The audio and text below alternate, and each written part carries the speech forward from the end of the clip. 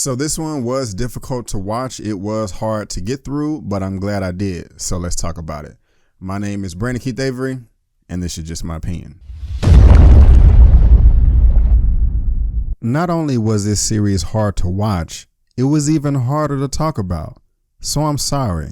I apologize for all the stops, starts, stutters, awkward pauses, ums, and uhs. I did my best. Hey, what's going on, everyone? I want to thank you so much for tuning in to my opinion/review for When They See Us, the latest Netflix series. I really do appreciate it. Now, I'm pretty sure you have heard before, and if you haven't already, that this title of this film series is called When They See Us. It debuted on Netflix recently. It is about the Harlem Park 5 incident that happened in April of 1989, following 5 boys, emphasis on boys, not men, but boys, 4 black boys and 1 brown, and how they was falsely accused in the rape and abuse case of a Miss Trisha Meal. Now, this is written and directed by Miss Ava DuVernay.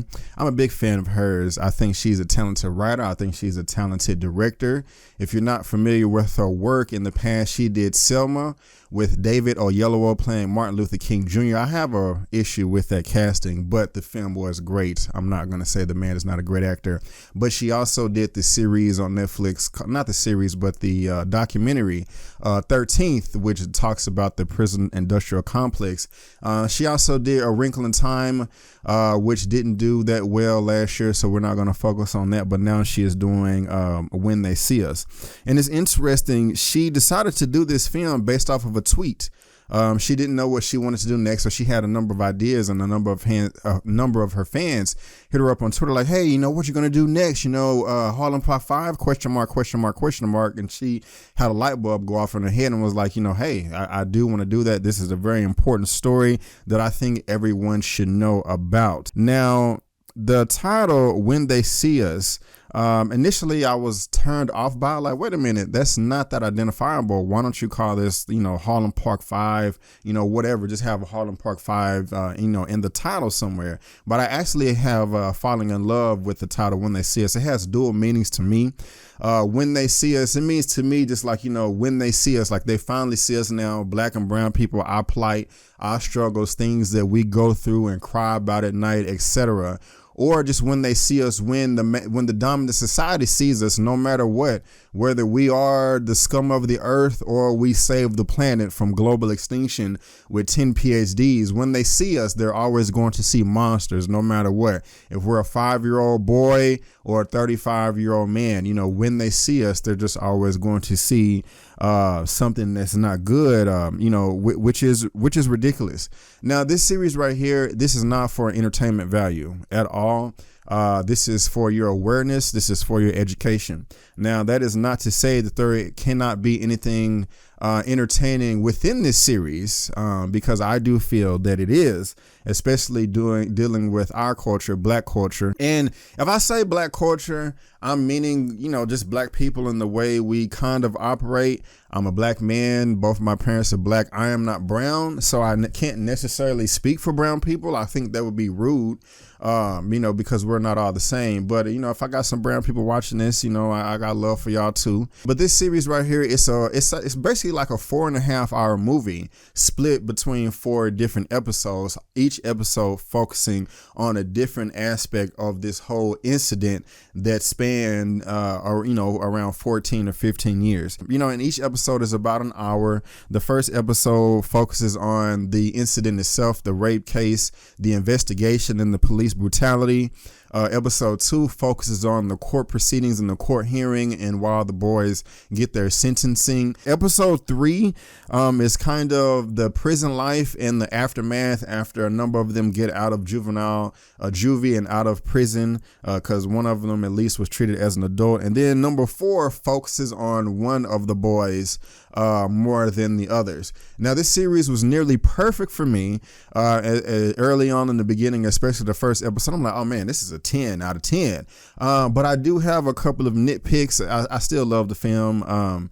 And I'm going to talk about that later, and that has to do with episode 3, but I'll get to that, and I will get to that in just a moment. But for the most part, I think, Ava DuVernay did a fantastic job, and she definitely deserves some type of recognition for this.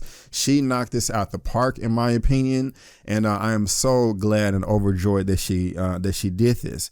Now, the young boys that are in question are Antron McCray, Yusuf Salam, Kevin Richardson, Corey Wise, and Raymond Santana Jr. And the men that they chose to fulfill these roles in their younger selves and older selves, they did a fantastic job. The whole entire cast did a fantastic job. I mean, this whole cast is just stacked with talent from all over the place. So you have John Leguizamo in this. You have Michael Kenneth Williams, Blair Underwood. The list goes on and on and on, just with familiar faces that you've seen in various TV shows, films, etc. throughout the years. It couldn't be any better. But the first thing that I liked about this film is just, how brutal and serious Miss Ava DuVernay checks you into the environment to, get you to fully understand what's going on. And that was the goal of this series, in my opinion, is she really wanted you to feel the shoes of what these boys was going through, what their families were going through, because it just doesn't focus on the boys. It focuses on the boys, of course, like I said, during the interrogation, in prison, after life. It focuses on how the media translates the narrative if they have a certain agenda. This film also focuses on the family and how they have to deal with it as well. It's not just the boys suffering, it's the family suffering as well. And it's not just the family, it's also the community, and how, black and brown people, how we're just constantly terrorized back in April of 1989 and still today in 2019, of how just nothing has changed, and how basically, we have no friends, and how we're just really alone in a prison. I mean, honestly, that's how it feels to me. Okay, and I'm gonna try my best not to get emotional while I'm talking about this, because I feel that it's building up. But none of us can help it. I mean, we're born into this. And a lot of you hit me up, man, where's your review for this, man? I didn't want to rush and get out a review. I'm not interested in getting clicks necessarily for this or whatever, because this just meant so much to me. I could not do a review right after I saw this, because I just had to sit down and process it and think about everything and try to get my thoughts together and all of that good stuff. And I did not think this was going to happen. But like I was saying, it was painful to watch, and this is just bullshit, because people like me, we built this country. America is the richest country in the world because of us and people like me. And the fact that we're still treated like cattle, to where we're still treated like slaves, to where we are still treated like guests in the home that we built. And I'm not even talking about the film right now, so I apologize. But everybody in my circle, a lot of people couldn't even watch this, or they would try to watch the first episode and they had to tap out. A lot of people on Facebook hey, I can't do it, I can't get through it, and things like that. And I feel you, but black people, brown people, please do not internalize the pain that you are feeling, not just with this episode, not with this just series, just in general, and the crap that we have to go through every day. Please do not internalize it. Please use that as fuel to serve your community. Why do we want to serve our community? To take revenge on all the white supremacists that's done us wrong? Absolutely not. But use that fuel to become a producer of justice and correctness, meaning balance between people and balance between all creatures and things, guaranteeing that no person is mistreated, and guaranteeing that the person that needs help the most gets the most constructive help. It's frustrating when I hear people say that they can't watch it, but at the same time, I understand. But use that as fuel to eliminate the system of white supremacy and replace it with the system of justice. Now, Ava DuVernay wanted to make this series because, like I said at the very beginning, she wanted you to know exactly what these boys were going through. She wanted you to know the prison industrial complex and how the court system works and how corrupt it is, and how, it just basically needs to be fixed. But she also wanted to let you know exactly of all the other unheard cases throughout this country. But like I said, the first episode focuses on police brutality and the investigation, and how these evil satanic white supremacist race soldier demons coerced and beat the hell out of these boys, in the interrogation room to, force them to make a statement admitting that they did the crime and they did not do it at all. The acting in these scenes was phenomenal. I have to give so much credit to the in real life is Kevin Richardson, but the young man that played him, Mr. Asante Black, I mean, he had one of the better performances in this whole entire series besides somebody else. When he was in the interrogation room and he did not know what was going on, and he put his hand on his head like this, and the cop threw his hand down and his hand hit the table, like, goddamn, I almost piled up like a damn Super Saiyan. I wanted to jump through the screen and choke the living, crap out of that cop. But, I wanted to do it, but, I wasn't going to do it. But the acting, man, I feel like this is horrible. I can't get I'm sorry, y'all. The acting, in that scene is fantastic. And I like how in this first episode, to where it just kind of shows to how in one moment you could just be living your life, having just a great time with your girl, eating snow cones and things like this. And then just a few minutes later, you are in the wrong place at the wrong time and your life is just flipped upside down. When we go to Mr. Brother Corey Wise, who is being played by Mr. Jarrell Jerome, he also gets like the next trophy as far as like the best acting in this series. During his confession video that was false, I mean, you could just tell the terror and the horror that was just seeped into these boys' souls while they were in this room. They had no idea what was going on, or what they had no idea what was going on, or what they was just involved with. And the emotions that they put forth in this performance is just like, breathtaking. He's like, like reaching back and forth. I was like shook, while I was watching this on my couch or whatever. When I said that earlier that this film is not for entertainment purposes, but you can find some enjoyment in it. I can't speak for all groups. I can only speak for black people, but I just find it amazing that, all the crap that black people go through today, we're still able to find enjoyment in certain points in our life, even when we're in the midst of all the crap. And there was a scene in episode 2 where you had Kevin Richardson and also Antron. It was I'm not a lawyer. I don't know all the technical terms when it comes to the court law and the court system, but it was in between hearings, and you had two of the innocent boys sitting, at the table, and it was like, hey man, we still got time to get out of here. We can, get a car and just bust our butt over to Mexico. And they made a joke out of it. I mean, here they are in court about to be thrown into a cage for the rest of their lives, but they're still able to make some jokes and levity out of the situation. I thought that was brilliant how Miss Ava DuVernay did that or whatever, because I mean, unfortunately, if someone gets shot by police today and, there's a funeral or some type of vigil, you'll still have black people out there popping and locking or whatever. You know what I'm saying? I don't necessarily agree with that, but I'm not going to knock anybody that does that either. And the way she infused that into, the script within these two boys, I thought it was brilliant. Also, there was one other particular scene with John Leguizamo, to where they're going into court and, the press is everywhere. Everybody's trying to get an interview. Of course, he's brown and his son was brown, but one of the reporters put the microphone in his face and was like, hey, how do you, I'm not going to quote, I can't quote it. How do you feel about the rape case or whatever? And he just looked at her like, what the hell, my sister, what the WTF? Like, he was brown and she was brown, but he's looking like, I mean, come on. I understand you're doing your job, but you look like me. Don't you understand? Can't you put yourself in my shoes? I mean, come on, help me out here. I know you're doing your job, but can you please help out with the narrative? Or like, I felt him on that, you know what I'm saying? And I'm not brown because, we have black people in our community that will coon for that dollar and that attention in the mainstream media as well. And it's just like, come on, man, just like, help out your people, and that just, that really stood out to me as well. Something else that I liked about this series is just the music, the score. It's being done by Mr. Chris Bowers.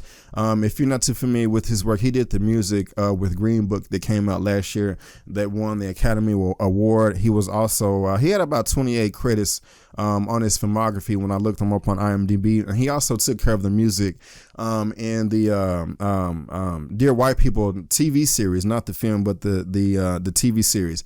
Also, something that I love was the cinematography that Miss Ava DuVernay uses, especially in episode 2.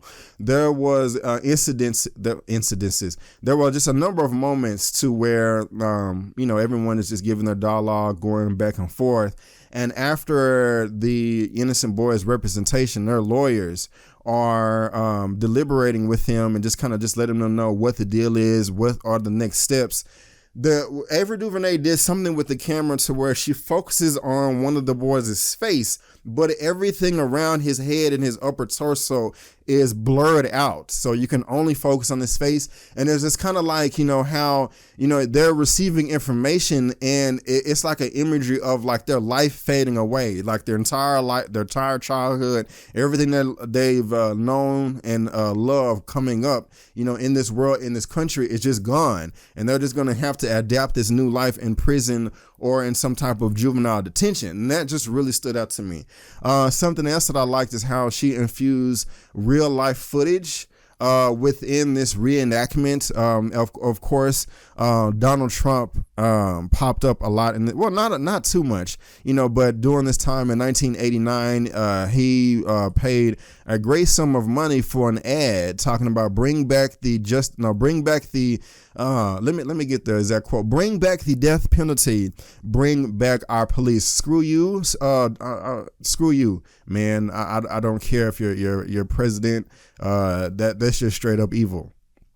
But I like how she infused that, within the film. But she also took the actors, in this film, and she also took the actors in this project and made a normal film, made a normal TV series. But she also cut the scenes and used like I guess some type of editing to where it looks like this was shot on film many years ago and like chopped off the sides, just to make it look like it was like real footage, but it really wasn't. But the way she edited it all together, I thought it was just flawless filmmaking that really pulls you into the situation, as if you're not watching a series in 2019, as if you're watching news coverage in 1989. That's how I felt to me. I felt that was very, very, very powerful, and I just have to give my thumbs up to Miss Ava DuVernay for making those choices, with the directing and editing, because it really made it pop on screen. Yeah, my screen at home, but it was very influential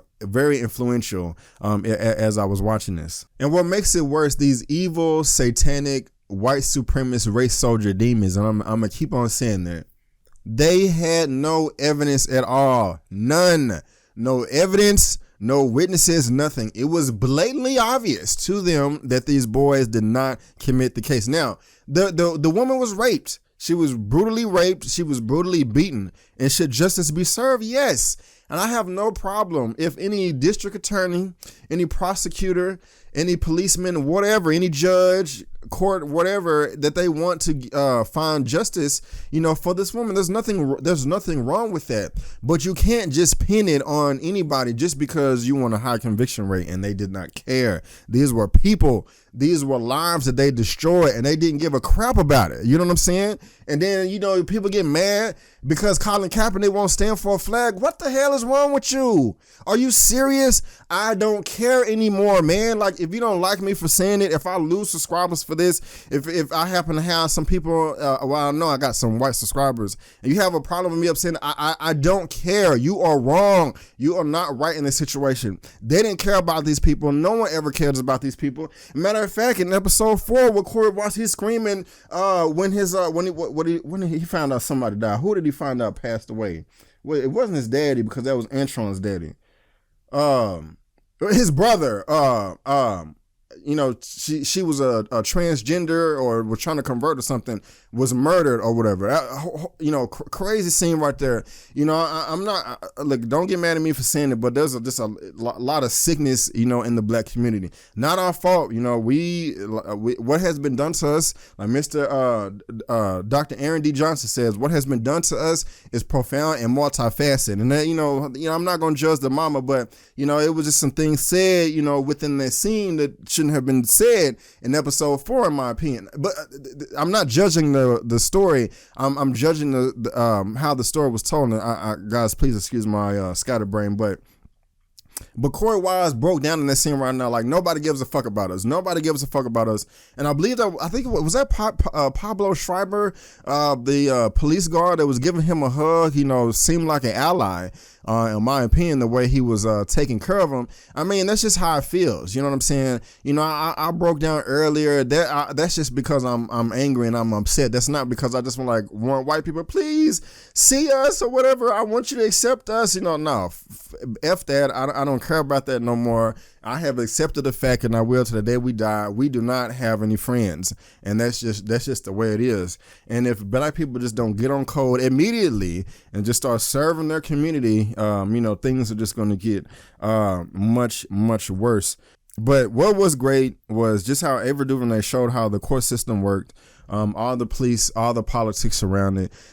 She really did a great job of showing just how prison life is. And we've seen life from movies in prison before, but I mean, in episode 4, when it was focusing on Corey Wise, I mean, this dude was 15, 16 years old, but goes to a maximum security prison. I mean, he was in a nightmare. When he first checked in, take off your clothes and hold up your nuts.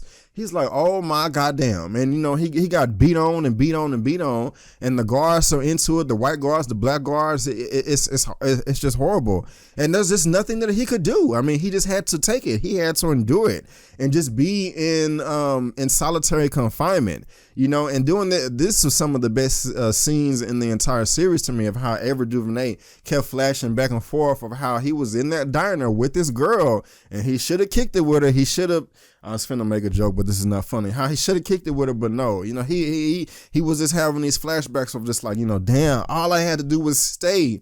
And I liked the way she did another reenactment of him staying and them going to the park. He taking her to Coney Island and everything was just great. This dude can act his butt off and I will support him.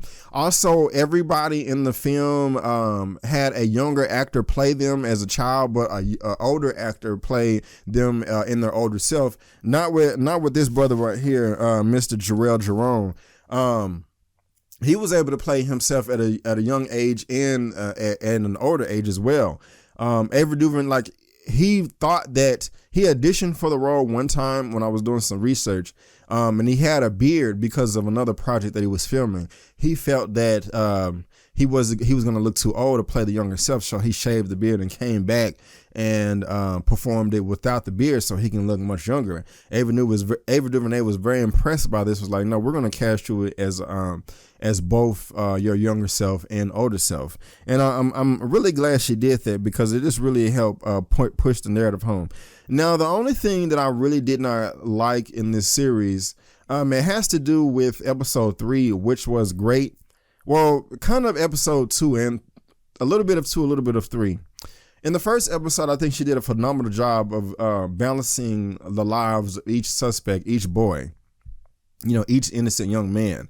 But in part 2, she only focused heavily on 3 out of the 5 days. She did not focus on Corey Wise in episode 2 and 3 that much. Corey Wise got all the attention in episode 4. And also Kevin Richardson. He wasn't shown in the court proceedings on episode 3 that much at all. I was kind of wondering what happened to him. I think at the end of episode 1, they showed him in the middle of the streets playing not a saxophone, but a trumpet. I think it was a trumpet. And I'm like, later on, I'm like, okay, did he die? I thought all these boys lived. Like, why are they not showing him? He popped up later, but I could have thought that could have been a little bit more balanced there. Also, when I'm going to say Viggo Mortensen, that's the guy that did Lord of the Rings. What is her name?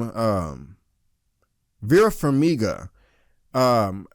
She was like, when the district attorney and the prosecutor was talking and they realized that they didn't have a case, Ava DuVernay decided to put some music in the back of the scene right here to try to make you feel sorry for the district attorney or the prosecutor. Like she was humanizing them. I'm like, what, Ava, why are you trying to make us feel sorry for these ladies here? They're evil. So I really just didn't care for that too much.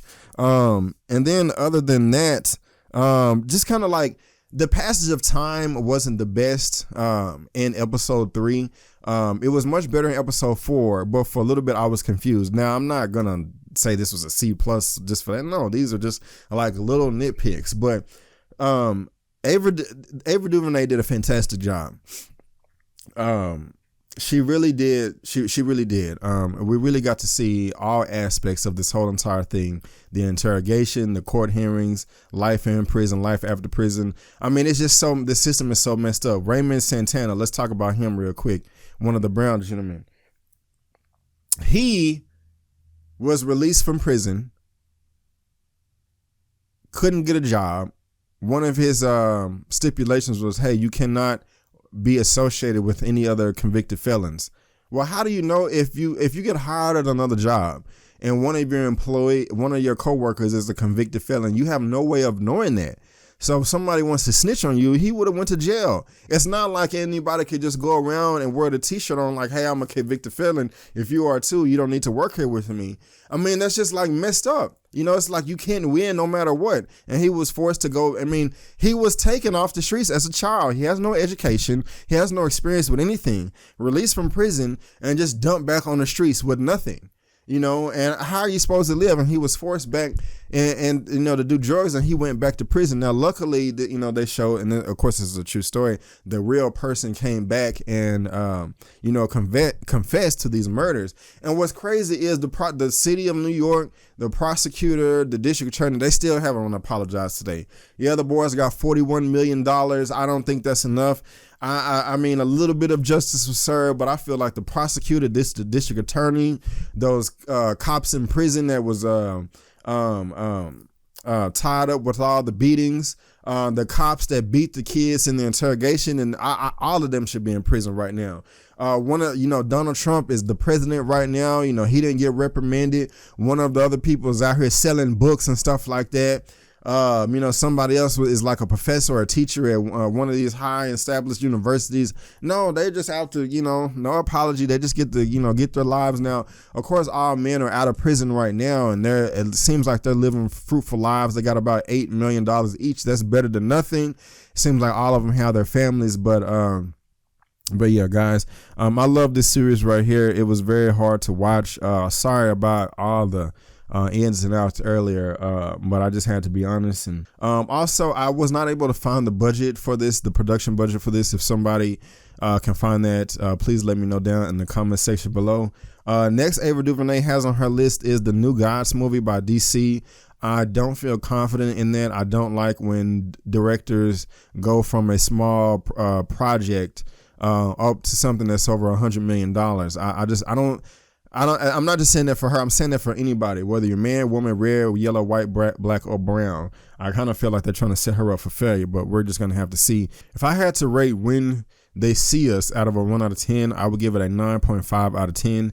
Yes, a 9.5 out of 10. But guys, that is just my opinion. What did you think about this series, When Did They See Us? If you haven't seen it, I don't know why you're watching this, but I strongly suggest you do see it, and please share the video. If you like the video, go ahead and give me that thumbs up. Also, please consider subscribing, and also check out some other of my content and look me up on social media.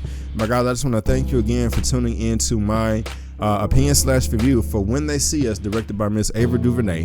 And before you go, don't forget that my name is Brandon Keith Avery, and that's just my opinion. Peace.